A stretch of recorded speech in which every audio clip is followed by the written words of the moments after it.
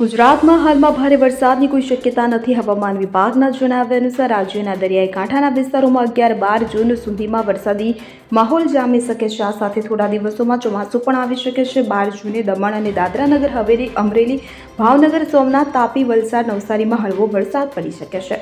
હવામાન વિભાગના જણાવ્યા અનુસાર અરબી સમુદ્ર અને બંગાળની ખાડીમાં સિસ્ટમ સક્રિય થઈ રહી છે, તેથી મુંબઈ અને મહારાષ્ટ્રમાં ભારે વરસાદની સંભાવના છે. દક્ષિણ ગુજરાત, દક્ષિણ સૌરાષ્ટ્ર અને મધ્ય ગુજરાતમાં 12 થી 15 જૂન દરમિયાન ભારે વરસાદની ચેતવણી જારી કરવામાં આવી છે. તે જ સમયે રાજ્યમાં આગામી 7 દિવસ સુધી વરસાદની સંભાવના છે.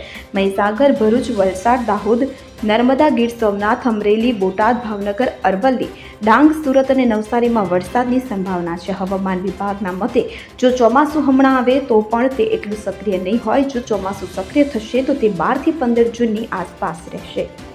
Bureau report CN24 news. હવે જુઓ દેશ દુનિયાની તમામ ખબરો તમારી આંગળીના ટેરવે. ઉઠાવો મોબાઈલ અને Google Play Store પરથી ડાઉનલોડ કરો અમારી CN24 ન્યૂઝ મોબાઈલ એપ.